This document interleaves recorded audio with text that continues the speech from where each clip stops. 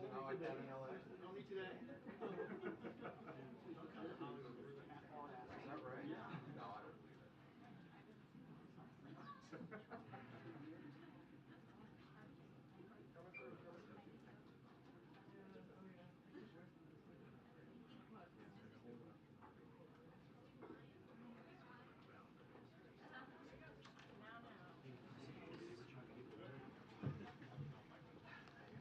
Oh my gosh. Hello.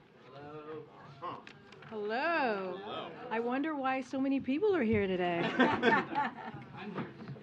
Yeah, right. You're right. You're here for me. Refer me. No. Nope, that's not. We're not doing this. We're not doing this. We're not doing this. We're not doing this. From across the room. You've been discriminating against me and discriminating against some people in the briefing room. And I'm saying that this is the U.S., this is not China, this is not Russia. This is not Russia. Okay. What you are doing, you are making a mockery of the First Amendment. Decorum, please. It's been 7 months. You've not called on me. You've not my messages. I'm saying that that's not right. That's not right. Fun times. Welcome, guys. Welcome. Welcome to the press briefing room. Okay. This is not right. Sir, let it go. Are we ready? Are we going to behave? It's not While many saying folks... that you should respect the First Amendment. Decorum, please. Simon. Sorry to our guests. We apologize. Yes, I apologize. I apologize. Okay, while many folks here in U.S. are focused on March Madness or the World Baseball Classic, go Team USA tomorrow night, by the way, we at the White House today are going to focus on another sport, which is soccer. Or football, as some of my guests might say, specifically AFC Richmond. And I can neither confirm nor deny the existence of the Believe banners that we're seeing around, that you all may be seeing around the White House complex today. It is an honor, it is truly an honor to have Coach Lasso here with us today. On a serious note, though, because this is actually very serious for the reasons that they all hear, Jason and his castmates, and there's a real message around mental health. And they are meeting with the President and the First Lady, as you all know, this afternoon on this important topic. And as you know, the President has made mental health the centerpiece of his unity agenda. And I know that Jason wants to share a few words. And so, Coach Lasso, the podium is yours. I appreciate it. And here you go. Thank you. Thank you. I truly did not know it was going to be this one when on the way here. Not until we were out here. So thank you for taking an interest, and I know you're here for bigger reasons than us. But I just want to say that on behalf of myself, everyone here with me today, and the numerous other folks that it takes to make our show, Ted Lasso, it is sincerely an honor to visit the White House and to have the opportunity to speak to the President and to the First Lady about the importance of mental health. No matter who you are, no matter where you live, no matter who you voted for, we all probably, I assume, we all know someone who has, or have been that someone ourselves actually, that's struggled, that's felt isolated, that's felt anxious, that has felt alone, right? And it's actually one of the many things that believe it or not, that we all have in common as human beings, right? And so that means that it's something that we can all, and should talk about with one another when we're feeling that way, or when we recognize that in someone feeling that way. So please, we encourage everyone, and this is a big theme of the show, is to check in with your neighbor, your coworker, your friends, your family, and ask how they're doing, and listen sincerely. You all ask questions for a living, but you also listen for a living. So who am I preaching to? The choir, that is. Okay. And while it's easier said than done, we also have to know that we shouldn't be afraid to ask for help ourselves. And that does take a lot, especially when it's something that has such a negative stigma to it, such as mental health. And it doesn't need to be that way. And if you can ask for that help from a professional, fantastic. If it needs to be a loved one, equally as good in a lot of ways, because sometimes you just need to let that pressure valve release. The President's working on, and his own team, although his team is real, our team is make-believe, and don't think I don't know that, despite what the people at FIFA and EA will tell you. We are actually a make-believe team. But, they're working very hard to make sure that that option is available to as many Americans as possible.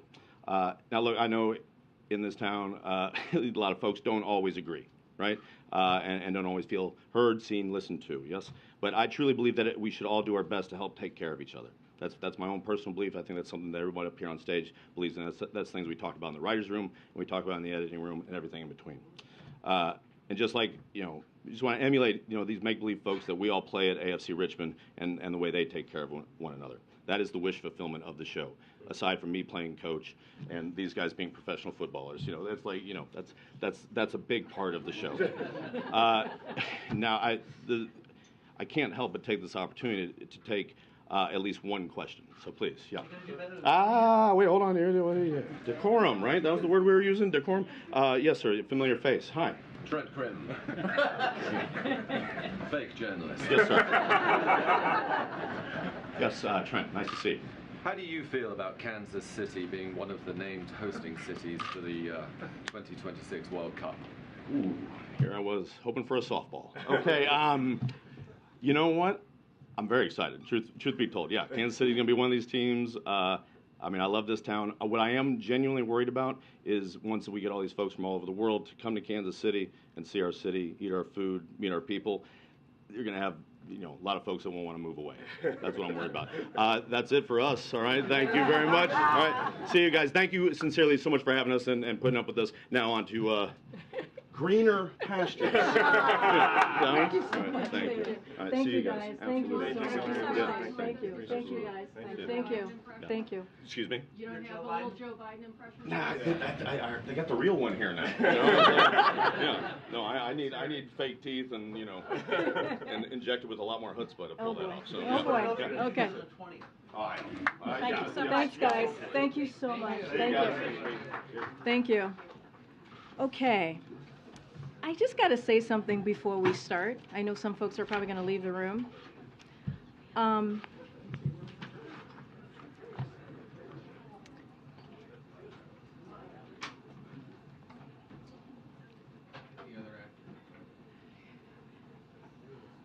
Make sure. Karine, what I'm saying is you can't keep discriminating against some people in the briefing room because you don't like them, you don't like them. So you have a choice. No, you have a choice. You have a choice. A number of people in the briefing room, and I'm saying that's not right. This is not China. This is not Russia. This is the United States. This is the White House. No. It's been 7 months. I sent you emails. The rest of us are here too, pal. It's been 7 months. You guys have not done anything for me. If you have grievances, you should bring them to her later. I have done that. I've done that. All my emails have been ignored. And the press corps is tired of dealing with this. It isn't just about you, Simon. I understand that you get questioned all the time and you don't understand what it is to sit here for 8 months and being discriminated against. I understand that you're in the front row and you feel comfortable and you get questioned all the time. But there are people in the back who don't get any questions. Don't make assumptions about what the rest of us do. Mind your manners when you're in here. If you have a problem, you bring it up afterwards. But you are impinging on everybody in here who's only trying to do their job. Okay, thank you. I'm saying that you shouldn't discriminate against some people because you don't agree with their question, you're offended by your question. You made your point. We all heard it. All right. Guys, as you all know, many of you know, this is the White House press briefing room, a historic room, a room that should have decorum, a room where folks should respect their colleagues and respect the guests that are here. And I understand that there's going to be give and take. That's the way the press briefing has gone for decades before me. And I will always, always respect that. But what I will not appreciate is disrespecting your colleagues and disrespecting guests who are here to talk, who were here to talk about an incredibly important issue, which is mental health. And what has just occurred this last 10, 15 minutes is unacceptable. It is unacceptable. So we're either going to continue the briefing or we can just end the briefing right here. No. Okay, well then let's go. Now for my next guest, my colleague John Kirby is joining me here today to talk about President Xi's visit to Moscow and take any questions that you may have. Again, another guest that should be respected in this room and allowed to take questions from the front and from the back, and that's what we do every day, and that's what we're going to continue to do. Go ahead, Admiral. Good afternoon, everybody. I do have a few things to get through, and I promised Karine I'd try to be as brief as I could, but there's a lot going on, so just please bear with me, and then be happy to take as many questions as time will allow. Today, I think as you all know, President Xi's visiting Russia to meet with President Putin.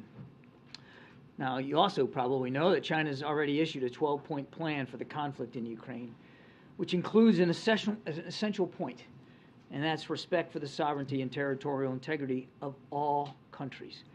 We encouraged President Xi to advocate for this exact essential key point, which must include the withdrawal of Russian forces from sovereign Ukrainian territory consistent with the UN Charter. The entire world would like to see this war end, especially the Ukrainians themselves, who have put forward their own plan for a just peace, which draws again on these same UN principles. And let's remember, this war could actually end right now if Russia would withdraw its troops from the country. We hope that President Xi will press President Putin to cease bombing Ukrainian cities, hospitals, and schools, to halt the war crimes and atrocities, and to withdraw all its troops. But we are concerned that, instead, China will reiterate calls for a ceasefire that leaves Russian forces inside Ukraine's sovereign territory. Now, any ceasefire that does not address the removal of Russian forces from Ukraine would effectively ratify Russia's illegal conquests, enabling Russia to entrench its positions and then to restart the war at a more advantageous time for them. This would, the world should not be fooled by any tactical move by Russia, aided by China or any other country, to freeze the war on its terms without any viable pathway to restore Ukraine's sovereignty and territorial integrity. Any such attempt would violate the UN Charter and defy the will of the 141 countries that demanded just weeks ago at the UN General Assembly that Russia immediately, completely, and unconditionally withdraw from Ukraine. Efforts to end this conflict must take Ukraine's position into account. And so we encourage President Xi to play a constructive role by speaking with President Zelensky, which he has not done since Russia launched this invasion. Because China, quite frankly, we believe, should hear directly from the Ukrainians and not just from the Russians. And we encourage President Xi to press President Putin directly on the need to respect Ukraine's sovereignty and territorial integrity. The world and China's neighbors will certainly be watching closely. Now, I also have a few updates for you on Israel. First, we welcome the understandings reached in Sharm el-Sheikh yesterday between senior political and security officials of Israel and the Palestinian Authority. This was the second meeting in this particular format following the gathering that was in Aqaba 3 weeks ago, and it included participation by senior officials from the United States, from Egypt, and from Jordan. The parties held candid and constructive conversations on steps to improve security and stability for Palestinians and Israelis, and on efforts to strengthen the economic stability of the Palestinian people. Meetings at this level have not taken place in nearly 10 years, and they help to build a critical foundation to de-escalate tensions and reduce violence, and that's what we want to see happen. We look forward to continuing these discussions as we enter the holy month of Ramadan, of Passover, and Easter. Now, President Biden has also spoken, I think as you know, yesterday with Prime Minister Netanyahu. In that call, he welcomed the meeting in Sharm el-Sheikh and reinforced the need for all sides to take urgent, collaborative steps to enhance security coordination, condemn all acts of terrorism, and maintain the viability of a two-state solution. He also reiterated his unwavering commitment to Israel's security and our ongoing cooperation to counter all the threats posed by Iran, and there are many. The President also stressed that democratic values have always been and must remain a hallmark of U.S.-Israeli bilateral relations. Democratic societies are strengthened by genuine checks and balances, and fundamental changes should be pursued with the broadest possible base of popular support. He offered his support for efforts underway to forge a compromise on proposed judicial reforms consistent with those core principles, and we call on all Israeli leaders to reach such a compromise without delay. On a separate topic, earlier today, I think you saw, the President issued a statement welcoming the recovery and soon return of Jeff Woodkey, a U.S. citizen who had been held hostage in Africa for more than 6 years. He is safe, and he is in the hands of U.S. government officials.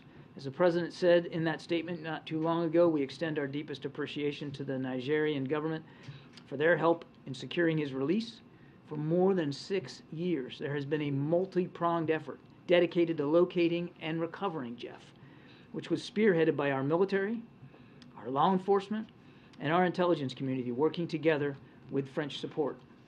Jeff, like other hostages and wrongful detainees, will be offered the best medical care possible, of course, to include post-isolation support. After a full medical screening, he will be united with his loved ones in the near future. I think you can understand why we'd ask you to please allow Jeff and his family a little bit of privacy here as he adjusts to new surroundings and to life moving forward and to coming back into American society. The Biden-Harris administration remains unwavering in our commitment to bringing Americans wrongfully detained or held hostage abroad home to their loved ones, and this is yet another example of the President's commitment in that regard. Lastly, I know it's not lost on any of you that today is the 20th anniversary of Operation Iraqi Freedom. Whatever one thinks about the war and what started it, I can tell you two things. One, we're looking ahead. We've got a good collaboration, a good partnership with Iraq and Iraqi security forces, who we continue to partner with in an enable, advise, and assist role, because there's still a viable threat of ISIS there in Iraq and in Syria.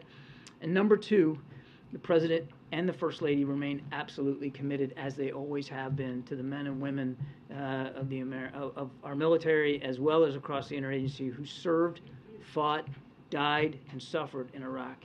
Some 4,399 troops did not make it home from the war. More than 30,000 came home forever changed by wounds and injuries.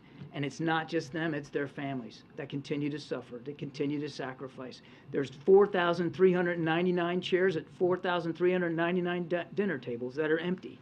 And it's important for us always to remember that and never forget the bravery, the courage, the sacrifice that went into fighting that war. Again, regardless of how you feel about it, President Biden and the First Lady are going to stay committed to those families going forward. I'm going to start in the back. Go ahead, please, sir.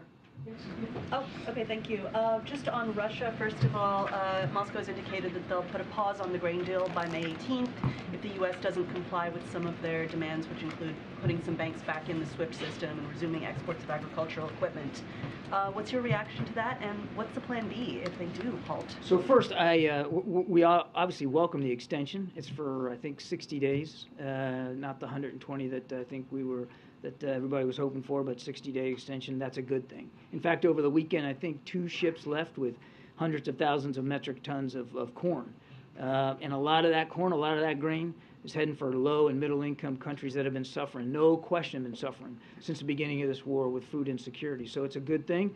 And we're grateful for the work of Turkey, for the UN to move forward with that.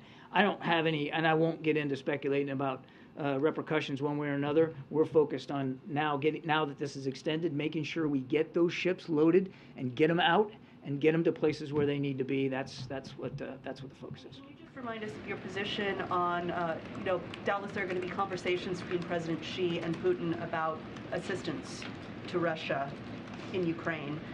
What is the U.S.'s position on that, and what if China does decide to aid Russia? All right. So on the communications, hang on. I just want to write this down so I don't forget it. You've heard the president say this himself. He wants to have another conversation with President Xi, and he'll do that. And we'll do that at the most appropriate time. I don't have a call on the schedule to speak to, but it's important that we keep those lines of communication open, particularly now when tensions are so high. That's why we still want to get Secretary Blinken back to Beijing. That visit was postponed. It wasn't canceled. And we're still hopeful that we can get that back on the calendar. As a matter of fact, we're having discussions with the PRC right now about potential visit by Secretary Yellen and Secretary Raimondo to go over there and talk about economic issues. So there's that we're still working. So all of that, keeping those lines of communication open, are still valuable. Now, you asked about lethal weapons and provision of lethal weapons by China. We'll see what they come out of this meeting talking about. I mean, we don't know if there's going to be some sort of arrangement. I would just tell you that we still don't believe that China's taken it off the table. We still don't believe and haven't seen any indication that they're moving in that direction, or they've made a decision to provide, or that they're actually going to do that.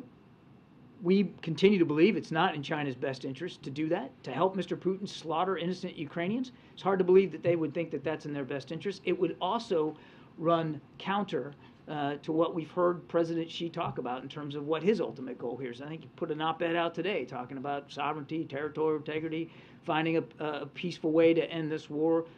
That providing lethal weapons would seem to be inconsistent with that goal. When is the right time for a ceasefire? Alex, Thank you, Karine. Admiral, are you encouraged by progress or seeming progress in Israel on the judicial reforms? It seems that Prime Minister Netanyahu and his critics agree on some key things but not others. How do you assess the situation? Well, we're glad that they're talking. The president was encouraged by the efforts by President Herzog to come up with some alternatives. We're certainly going to let Israeli leaders speak to the details of that. This is for them to work out. But one of the messages that President Biden had when he spoke to the Prime Minister yesterday was it's important for those efforts to be fully explored and for compromises to be made, because the beauty of democracy is in fact compromise, and the strength of both our democracies is that we believe in checks and balances, and also in a consensus among the populace that to make these changes, whatever changes they are, to make them sustainable, all that has to be factored in. Good. Thanks. Just a couple follow-ups here. You said that you haven't seen any confirmation that China has made a decision yet when it comes to providing aid. Why do you think China hasn't made this decision yet? Do you think they're waiting for this meeting today, or? Difficult to know. It's hard, I couldn't possibly get inside President Xi's decision-making to see, what he's thinking. China has, as you know, not condemned the war, but they haven't provided lethal weapons. They haven't participated in sanctions the way we obviously would have preferred them to do.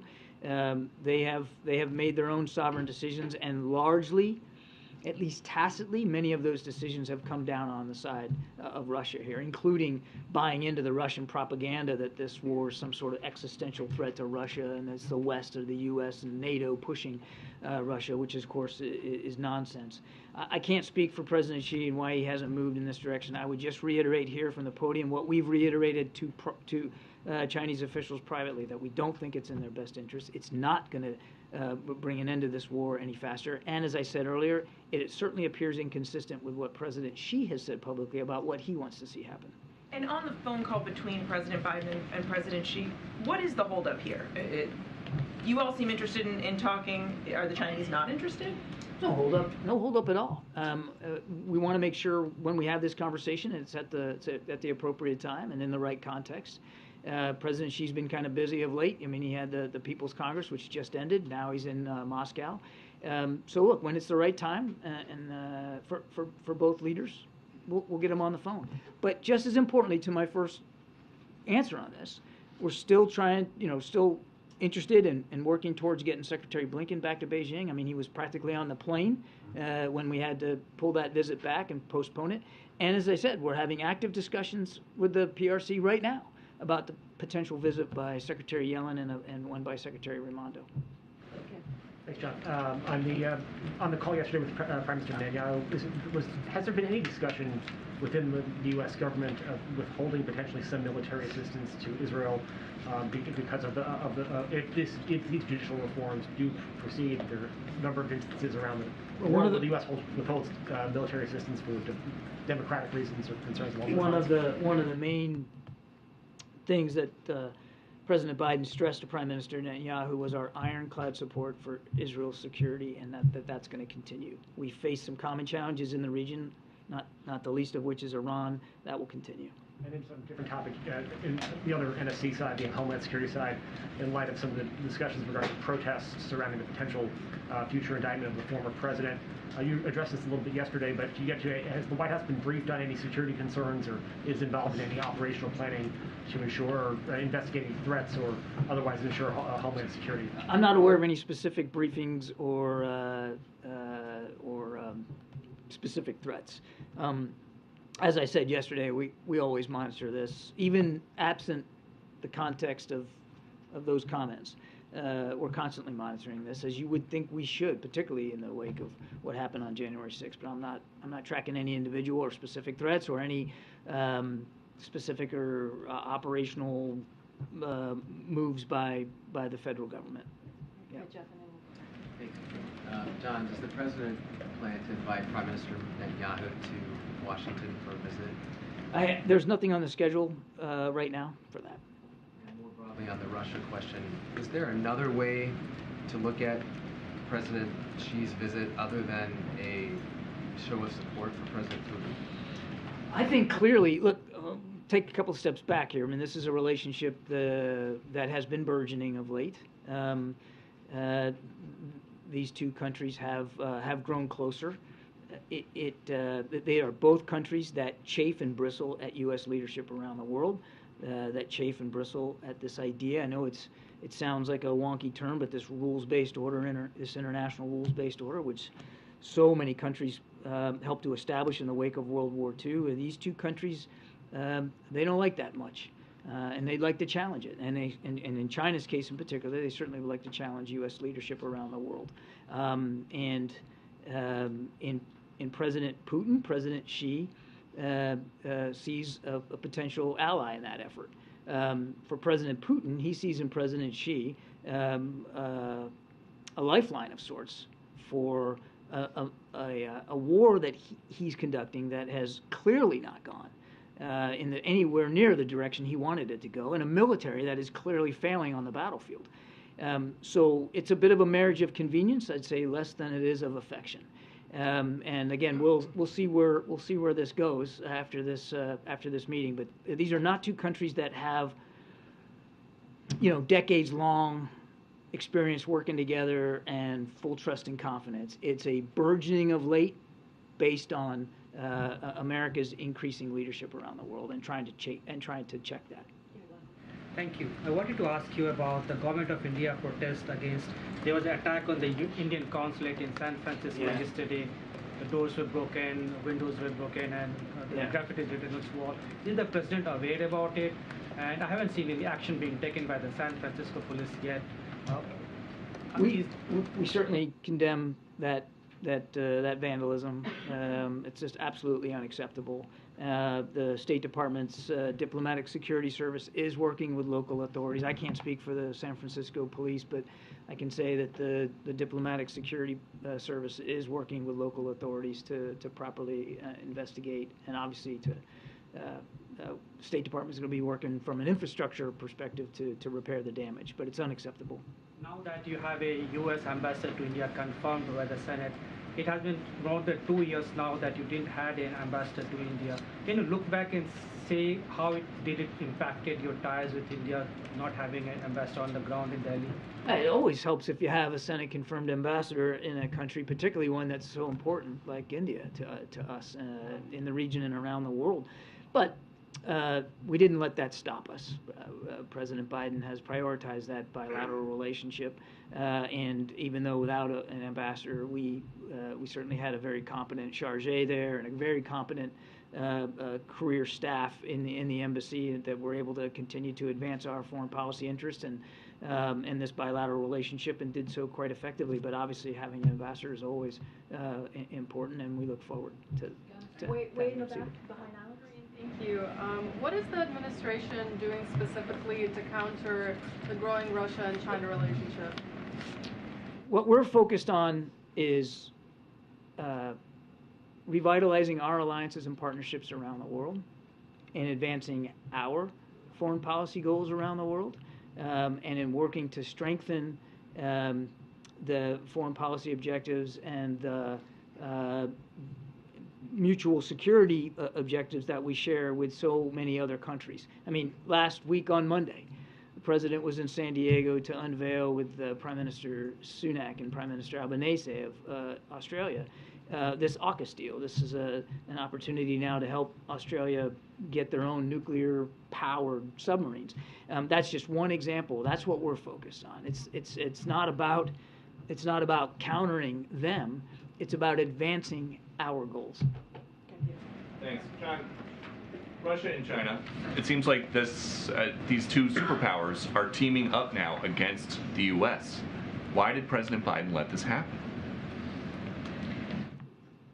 Peter, these are two countries that have long chafed, as I said to Jeff, long chafed at U.S. leadership around the world and the network of alliances and partnerships that we have. This is not something that these two countries just cooked up since President Biden got elected. But it is something that they have been since he's been president. He has talked tough. He tried to pressure Putin and Xi to act right or risk their standing on the world stage. Does he see now that they don't care? I think if you ask a lot of Russians, they certainly care. I mean, their economy is barely being propped up by some pretty radical measures by Mr. Putin. Their military has been roundly embarrassed inside Ukraine, and they continue to lose ground there. And as for China, again, take a look at the way the president has really revitalized and restored alliances and partnerships that were let go, if not ridiculed, in the previous administration. We have prioritized them, and there's no other nation around the world that has this alliance and partnership network that we do. 5 of our 7 treaty alliances are in the Indo-Pacific, and President Biden has prioritized each and every one of them. Specific to these two leaders, though, do you think that Putin and Xi fear President Biden? You'd have to ask them whether they fear or they not. It is not about fear. It's about President Biden advancing our foreign policy goals around the world. It's about President Biden revitalizing these alliances and partnerships. It's about President Biden and what he's doing to preserve our national security interests around the world. That's what we're focused on. Welcome back. Thank you. It's been a minute. Has the president spoken to Jeff Woodkey or his family yet today? I don't think there's been any direct communication by the president with respect to the family yet. I mean, we're just delighted. This news just broke, as you know. We're just delighted to be able to get him back in our hands. We're going to make sure he gets the care he needs, and I'm sure there'll be appropriate communications at the right time. But as I said in my opening statement, this is 6 years, and they just got word today. We need to give the family a little breathing space. And so, really quick, your reaction to President Putin visiting Mariupol over the weekend? So, look, a couple things there. I certainly won't speak to his travel habits, but Mariupol's far from the fighting. It's far from the front lines. I hope he did get to see the damage and the destruction that his troops did to that city. And I heard in the press release that he was going to look at all the ways they're rebuilding Mariupol. How about the fact that they shouldn't have to rebuild it? Because he shouldn't have bombed. Sorry. He shouldn't have. I was going to use a word I shouldn't use here. So I hope he got to see what his troops, his military, and his war did to that city. But we'll let him speak to what he came away from. I would also tell you that it's clear that he knows, he has to know how badly he's doing inside Ukraine. More than 50% of the territory they took from Ukraine in the first weeks and months of the war, the Ukrainians have already taken back. And the only real active fighting right now is around Bakhmut. And here we are on, what is it today, the 20th? And Bakhmut is still not in Russian hands. Now, they're fighting over it, but the Ukrainians aren't giving up on it. And all the while, we are working to make sure, today we're announcing another package of assistance, $350 million worth of assistance, largely ammunition to Ukraine. While all that's going on, we're working to make sure that Ukraine is well-suited and well-postured to defend themselves in the weeks and months ahead. Afghanistan. Thanks, John. 2 quick follow-ups on China. In your description of the relationship between the two, convenience, not affection, Russia viewing China as a lifeline, do you guys view Russia at this point as a client state of China? I would say there's, in that particular bilateral relationship, they certainly are the junior partner. And then, in terms of the lines of communication, the president's talked about this. You've talked about it repeatedly, being critical to the relationship, the bilateral relationship with China. Which lines are not currently open? There was reporting last month about the military. No lines were not open. Obviously, economic lines are open. Seems like the Secretary. Well, we're hoping to get the economic lines open. The military to military lines are not open, and that's a problem. That was, as you know, one of the things we were hoping Secretary Blinken would get thawed for us, because they are frozen. And of course, that trip didn't happen yet, so those lines are still not open. But look, through diplomatic channels, we still have the ability to speak with the Chinese, and we are. As I said, we're working with them on a potential trip by Secretaries Yellen and Raimondo. And as I said earlier, the President will absolutely speak with President Xi at the appropriate time. That's still open. Hey, John, thanks, Karine. Can you talk more about the effort to release Jeff Woodkey? Was the White House directly involved in negotiations? Were there any concessions? What exactly changed in the last little bit? We were, our team here at the NSC was involved in this. Of course, Mr. Karsten's special envoy for hostage affairs over the State Department was keenly involved. You saw that the President personally thanked the FBI hostage fusion cell for their work, as well as just the work across the interagency. As I said in my opening statement, the intelligence community, other diplomats as well. It was a team effort to get him out. There were no concessions made. There were no swaps here. This was just hard, grueling, deliberate work by diplomats and other experts directly with the government of Niger to get him home, and well, hopefully, he'll be home soon, but we're looking forward to that. Staying on the continent, Kamala Harris goes to Africa She does. Later this week. She does. The First Lady has, Secretary of State has. I wonder what, at the end of Biden plans later this year. I wonder at the end of the day, sort of what message you hope to send to those nations, to the continent, and is it a direct foil, a direct, to China, to China's role in the region? So the message is the same that the President delivered when we had the African Leaders Summit here in December, and that's that Africa matters, the continent matters, and our relationships across the continent all matter, and we work on those relationships one at a time, because every country on the continent is different, has different needs, and different expectations of American leadership. And that's why the President, at the end of that summit, assigned Mr. Carson to be the special envoy for implementation. And you're seeing us now move out on that. You mentioned the Vice President's trip. First Lady was just there. We are actively following through on the things we promised we would do at the end of that Africa Leaders Summit. So this is very much about Africa, African leaders, African nations, and not about anybody else. Thank you so much. Can I ask you a follow-up question? No, I have a question on India and China. There is a report from U.S. News saying that the U.S. provided intelligence to Indian military, and that helped them repel a Chinese incursion that happened last year. Can you confirm that? And does it mean that, generally speaking, there is more intelligence sharing with India? No, I can't confirm that. James. Karine, thank you. Admiral, thank you. Two questions focused on China. First, on the Xi-Putin visit.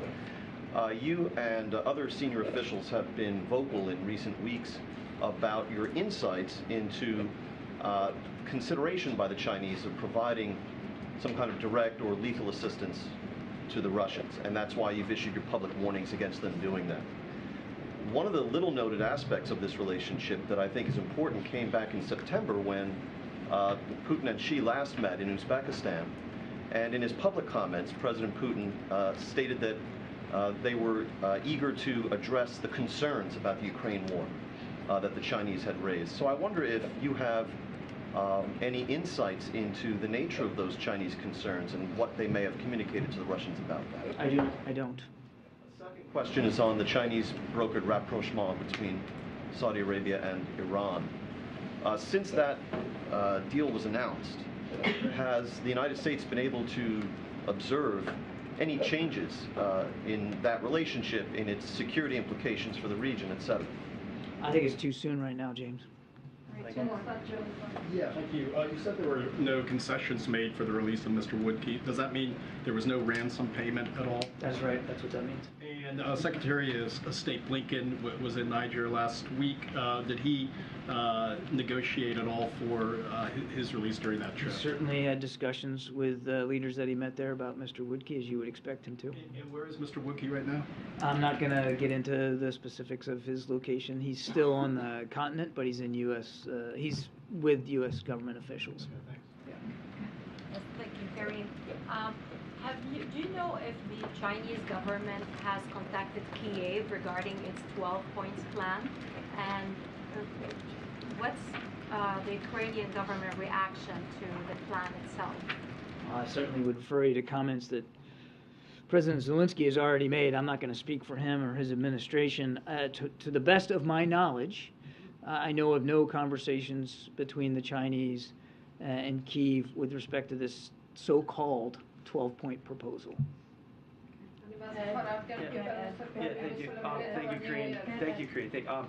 So we saw the Chinese, as alluded to here, broker a deal between Saudi Arabia and Iran, and now the Chinese say they want to broker peace in Ukraine. What role would President Biden play in any negotiations with that? He's already talked to that. He's already said very clearly, when it comes to a negotiated settlement, if it comes to a negotiated settlement, and I'll say it again, no reason for it to, Mr. Putin could just pull his troops out, be done.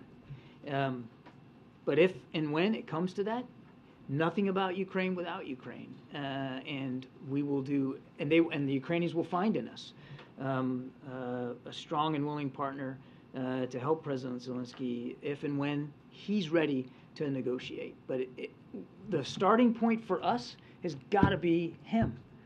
The Ukrainians have to be heard. Their perspectives have to be understood. They have to have a voice in this process.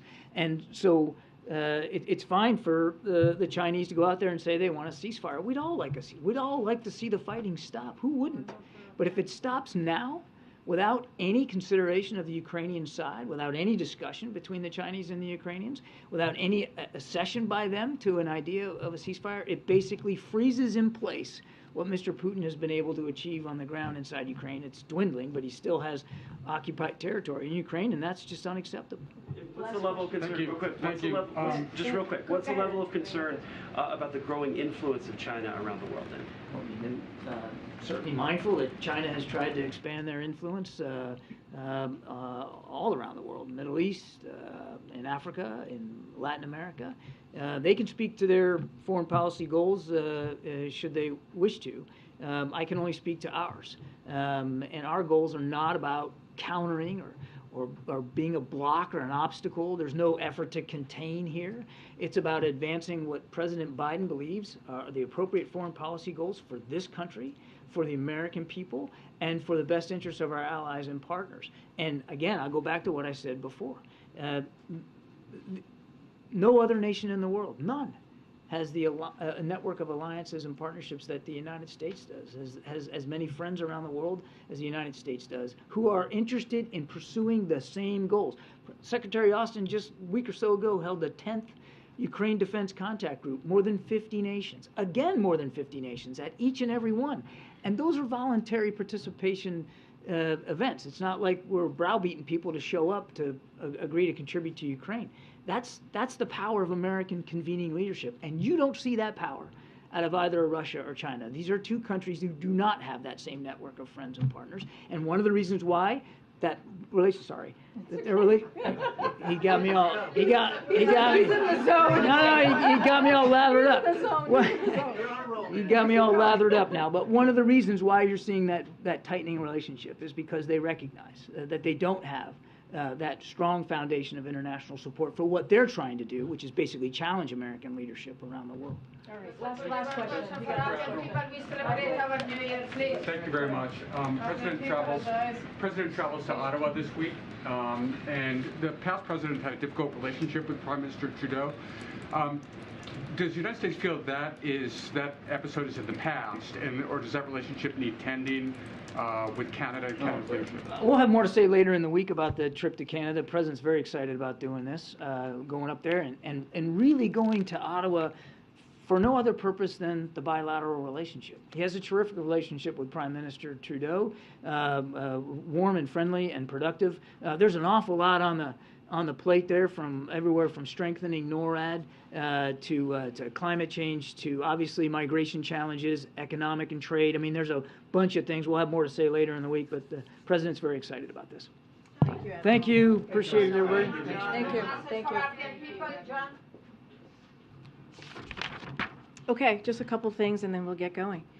As you all know, earlier this month, President Biden released his budget, which will, the following: invest in America, lower costs and cut taxes for working families, protect and strengthen Social Security, Medicare, and reduce the deficit by nearly $3 trillion over a decade, all while ensuring that no one making less than $400,000 per year pays a penny more in new taxes. The day after the president released his budget, the House Freedom Caucus released their MAGA budget proposal, which is a 5-alarm fire for hardworking families. Each day this week, we will zero in on how the MAGA budget proposal would be a disaster by endangering public safety, raising costs for families, shipping manufacturing jobs overseas, and undermining American workers, hurting seniors, and weakening national security and our ability to outcompete China. Today, we're showcasing how the MAGA budget proposal would endanger public safety. And here is how it will do that. Make our borders less secure by eliminating funding for more than the 2,000 CBC agents and officers. Defund the police, not fund the police, but defund the police by eliminating funding for 11,000 FBI personnel and 400 local law enforcement positions. Allow an additional 150,000 pounds of cocaine, nearly 900 pounds of fentanyl, nearly 2,000 pounds of heroin into our country. Slash rail safety inspections, leading to 11,000 fewer rail safety inspections days next year alone. Jeopardize our air safety by shutting down air traffic control tower services at 1/3 of all U.S. airports. And that's just the start of it. That's just the beginning. So we look forward to sharing more every day this week. One last thing, and then we'll get started. We send our best wishes to everyone celebrating Nowruz across the United States and around the world, from the Middle East to Central and South Asia and to Europe. The Nowruz holiday brings loved ones together around the Hafseen table to reflect on the year that has passed and renew hope for the year ahead. This year comes at a difficult time for many families, when the hope is needed more than ever, including for the women of Iran who are fighting for their human rights and fundamental freedoms. The United States will continue to stand with the women of Iran and all the citizens of Iran who are inspiring the world with their conviction and their courage. And together with our partners, we will continue to hold Iranian officials accountable for their attacks against their own people. With that, you want to kick us off, Steve? Thanks, Karine. It's first a quick moment of personal privilege here. I just want to express our apologies to the press corps, to the folks watching at home for the display we saw earlier. Our responsibility is to them. We're here to ask questions on their behalf, to hold their government accountable, because they can't all be here. This isn't about us. So with that, for you, there's some calls over the weekend, last couple of days, from small, mid-sized banks calling on the federal government to ensure deposits above $250,000. Is that something that the president would be supportive of? So don't have any newest announcement at this time for you, and appreciate that, I should say. I appreciate that. I think the American people appreciate that, because that is an important message to send to all of them who are watching. But as you know right now, Zeke, our goal is to ensure the financial system is stable. That is their focus of That is the focus of Treasury and the bank regulators. And as you saw, due to our actions this week at the direction of the president, Americans should be confident of their deposits. We'll be there when they need them. And so, again, that's what our focus is going to be. We don't have any new announcements at this time, but clearly we want to make sure that our financial system is stable. Briefly on a different topic, Congress has sent the president the COVID origins bill. Does he intend to sign that? I spoke to this last week. We're certainly reviewing it. Just don't have anything to share on the president signing the bill at this time or next actions. Thanks, Karine. And I'll join Zeke in what he said earlier. What does the White House make of former President Trump calling on supporters to protest his potential indictment? So, as you know, it's an ongoing investigation. We do not comment on any ongoing investigations from here. We've been very consistent on that. So certainly I'm not going to break that, break our protocol here. So I won't comment from here. I'm not asking about the potential indictment itself. I'm asking about the former president calling on supporters to protest the possibility that he might be indicted. Understood. Wanted to say that at the top. So look, the president has been very clear when it comes to Americans who want to protest. They should do it peacefully, and that is something that is incredibly important that the president has always continued to say, but I don't want to get into, hypotheticals from here, and so I'll just leave it there. There's one other thing related to this that isn't hypothetical, because now House Republicans are requesting to speak with the Manhattan District Attorney Alvin Bragg about his ongoing investigation into former President Trump. Is that the view of the White House, a proper use of federal taxpayer dollars to investigate or try to find out what a local prosecutor is doing? Again, I'm just not going to speak because that is an underlying connection to the investigation. Just not going to comment from here. Look, the president is going to continue to focus on what the American people need, their priorities. We're going to continue to focus on lowering costs. We're going to continue to focus on the president fighting for Medicare, Social Security, ACA. That is what the president's going to do. Look, if Republicans, and the president has said this over and over again, if Republicans want to work with us in a bipartisan way to deliver for the American people, to continue to build on the successes that we have seen in the last 2 years when it comes to the economic policy, building an economy from the bottom up, middle out, he's willing to have that conversation. We saw what the president proposed on Friday regarding changes to how the FDIC oversees banks and executives at banks specifically. Has he been in touch directly with any business leaders, or who was it here at the White House that may have had conversations with Warren Buffett, for example? So I've seen the reports on Warren Buffett that you all have been reporting on. Don't have anything to read out or to lay out on any conversation, and so I'll just leave it there. And the president himself, otherwise? Just don't have anything to read out on conversations that the president may have had with anybody from the business sector or outside of the White House. What I can say is, and we've said this many times before, he has been kept regularly updated by his economic team, by the chief of staff, and that continues. Thank you. To put a follow-up on Ed's question about the former president's message to his supporters, given what we've seen in the past when the former president has urged his supporters to take our nation back, are you concerned and worried as an administration about the threat of violence? So look, we are always prepared. I can say that from here. I'm just not going to get into hypotheticals or any potential scenarios, but we are always prepared. And on the issue of banking, there's some reporting that Warren Buffett has been in touch with the administration, playing a role in sort of helping to advise as you address the banking crisis. Can you confirm that? Can you comment on any conversations with Warren Buffett? Yeah, I think Ed just asked that question. Mary. No, I just don't have anything for you at this time. I can confirm that I have not had a conversation with Warren Buffett, but no, I just don't have anything to read out at this time. No problem. Just following up on the broad question about banking, can you give us a sense of next steps in this? You expressed confidence that the banking system is strong, but there's still some jitters out there.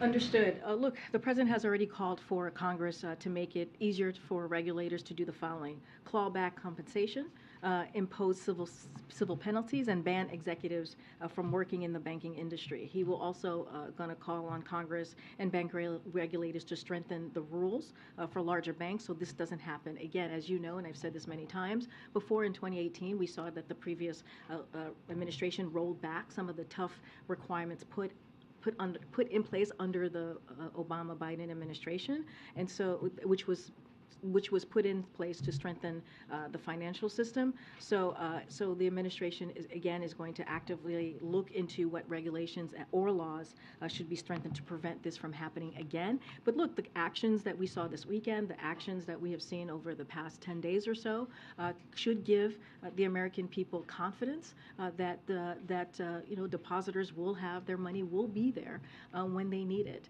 And so again, we have done everything that we can to make sure that we hold the managers of these banks accountable, and that this does not affect, and we don't put on the hook the taxpayers or the American people. Is the president worried, or is the White House worried about the politics of this in terms of banks getting bailouts and average Americans, so to say, not? So look, the president made a commitment to make sure, and you heard also Secretary Yellen speak to this last week, and making sure that they're not put on the hook for this, right? Making sure that that the investors, as I just mentioned, the managers are held accountable. And so the president has made decisive, forceful actions to strengthen, again, the public confidence in our banking system. No taxpayers' money is being used or put at risk with these actions that have been taken over the last 10 days or so, and our banking system remains sound. That is something that you heard from Secretary Yellen directly herself just last week, and this is all done because of the president's direction that he asked the regulators to take a look at, that he asked the Treasury Department to take a look at and make sure that we make these decisive actions. Again, we just saw some decisive action this weekend, and so we want to make sure, and we're doing this to make sure that the American people are confident in the work that this administration is trying to do to make sure that we meet the demands, the resources for depositors are met. Thanks, Karine. Does the president believe that the actions of the last 10 days, which have been very extraordinary in scale and scope, are enough? That we're past this, we're through this, the system is going to be good to go from now on? So, look, when you think about the accountability that the president put forth just on Friday, which focused on ensuring that senior bank executives are held fully accountable, it builds on our work to ensure key executives that ran Silicon Valley, for example, Silicon Valley Bank and Signature Bank are removed, and investors in these two banks take their losses. But again, Congress should act, should make it easier for regulators to claw back those compensations that I mentioned, impose civil penalties, and ban executives from working in the banking industry again. So, look, the president took the necessary actions to meet the moment that we're in now. He believes that Congress needs to continue to act. We're going to continue to have those conversations. Of course, there are things that we can do without Congress, which is what we're seeing the regulators do. But this is a partnership. This is also, we have to do this in hand with Congress. So of course, more should be done and can be done. And just one quick follow-up.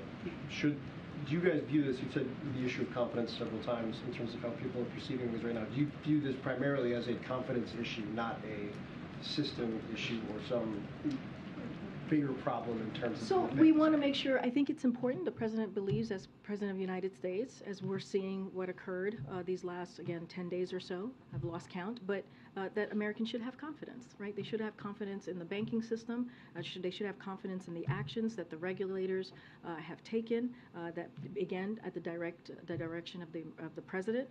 And as you asked me, should there be more work to be done? Absolutely. We should not let Congress off the hook. They should take actions in making sure that moving forward, that our banking system continues, that we're doing taking the actions to make our banking system secure. So again, more actions need to be taken for sure. The president has taken actions to deal with the moment that we're in. I've said this before. What we're seeing with these banks are distinct to those banks, but we're in a different place than we were in 2008 because of the regulations that we saw in the Obama-Biden White House, and so that matters as well. Okay. To follow up on that, Karine, you said that there are things that the White House or the administration can do without Congress. Do you have a timeline on this, on when we'll see that? Days or weeks? It's a good question, JJ. Look, we're already seeing some of that underway as regulators have taken action over the last few years to reverse the last administration's deregulation, and that is because of, again, the actions under this president. And so we've seen that, but again, we cannot take Congress off the hook. And the regulators are going to continue to do what the president asked of them, again, these past 2 years. But again, Congress has to act. We need to make sure that they do their part in this as the president is taking actions to give the American people confidence. Go ahead. Does the president view Jerome Powell's stewardship of these events as at all a risk to his position as chairman of the Federal Reserve? No, not at all. The president has confidence in Jerome Powell. Shares of First Republic Bank have declined in recent days. Is the administration considering any further steps to support that bank, and do those options include potentially the FDIC taking over the bank? So look, that's something for the FDIC to speak to. I'm not going to comment on any hypotheticals from here. Senator Warren was on a number of Sunday shows yesterday. She has said the Federal Reserve should stop hiking interest rates in an effort to control the high inflation given the circumstances that we're in. What's the president's level of concern that another rate increase this week could further weaken the banking industry and potentially threaten some of these smaller and mid-sized banks? So look, I understand the question as it relates to the Federal Reserve. We've been very clear. They are independent. They will make, the president believes that. The president has been very clear on that, and they are going to make their decision, their monetary policy decision as it relates to interest rate, as it relates to dealing with inflation, which are clearly both connected, but we're not gonna comment on that from here. How's switching gears to climate a little bit, how is the White House dealing with the new Intergovernmental Panel on Climate Change report that came out today? Are there plans to change anything that the administration's doing, or just carry on the programs and plans you have right now? So they have not spoken to our team about the report, so we need to go back and get their assessment on the report that you just mentioned that came out. So just don't have anything to share at this time, but happy to come back to you on that. And in terms of preparations for any protests or rallies, what do those preparations look like? I'm just not going to get into any details from here. I think I answered this question just a little bit to your colleague, and I just said we're always prepared, but certainly not going to get into hypotheticals. Go ahead. What's happening with the Cuban baseball defector, and are there any concerns about how that might impact any relations with Cuba? I don't have anything to share at this time on that question. Go ahead. Thank you. Karine, while we've been in here, there's been a couple of stories that have started to come out about the economic report of the president. I think there's an AP story and a New York Times story. Do you have anything more to share on when that report's coming out and any of the top lines from it? I don't have anything to share at this time. When we're ready, we certainly will share that with all of you. Okay. Go ahead, Courtney. Thanks, Karine. I wanted to ask you, state leaders are campaigning for abortion access amendments to be put on the ballot in 2023 and 2024. One example that's gaining some steam is in Ohio. Is the administration doing anything to support this effort or tracking those ballot initiatives, given that you... Can you go back to what you said before you said Ohio? What is... Ballot initiatives, there's leaders that are trying to put ballot initiatives for 2023 and 24 for abortion access. Abortion access to abortion Kind expand. of like what we saw in Kansas, gaining traction to do that in other states.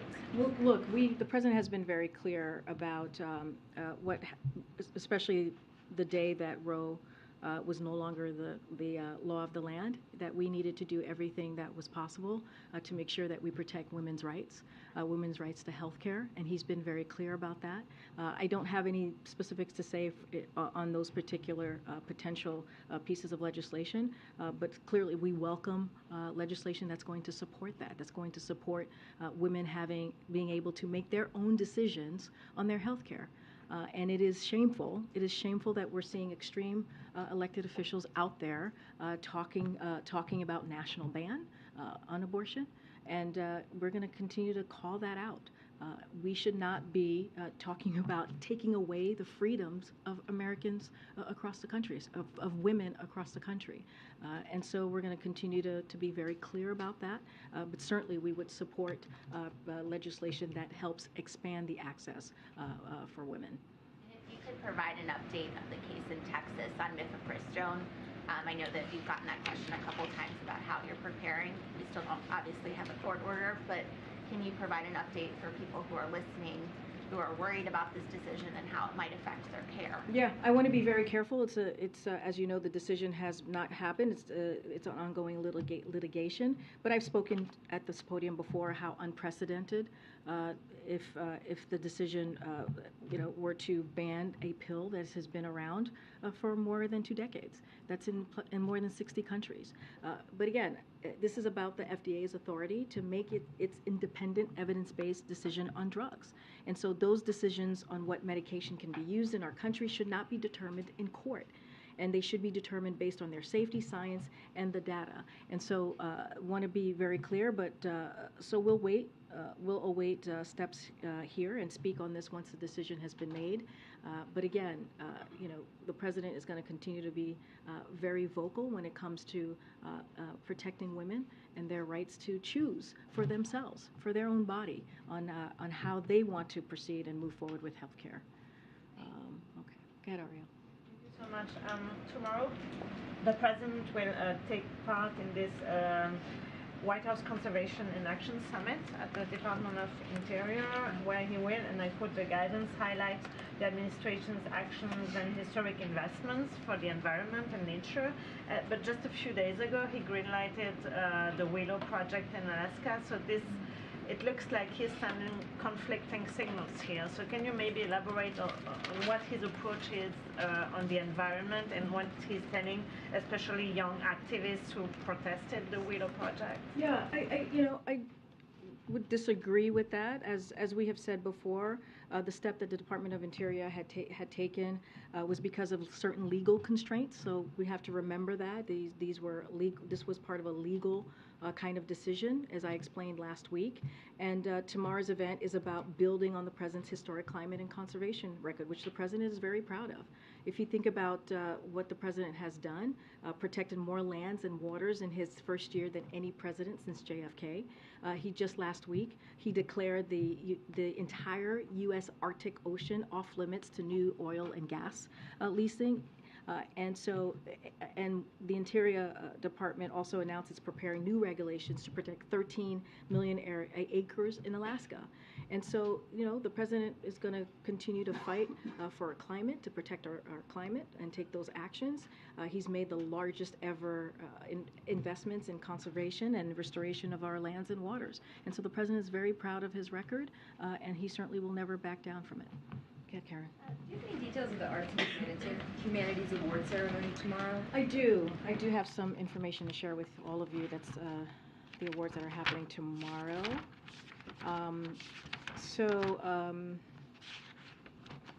Give me 1 second here. So the president's going to host in the East Room ceremony at the White House to present the 2021 National Humanities Medals and the 2021 National Medals of Arts. First Lady Jill Biden will attend the ceremony as well. We will have more on the recipients of the awards later today, but don't have anything to preview, but certainly we'll have more to share. And this will be, I believe, the first one in this administration in the past 2 years. Okay, I'm trying, I've not called, one more. Go ahead, Brian. Karine. I wanted to ask about President Trump is going to give a rally in Waco, Texas. This is the 30th anniversary of the standoff between Branch Davidians and the FBI and the ATF in Waco. Is the Biden administration concerned about anti-government activity in Waco around the rally? Are there security concerns that President Trump may use this anniversary to foment anti-government sentiment at that? So, I can't speak to what the former president's going to do or say. I'm not tracking any security concerns, so don't have anything more to share beyond that. All right, everybody. I'll see you tomorrow. Thank you. Thank you, Karine. Thank you.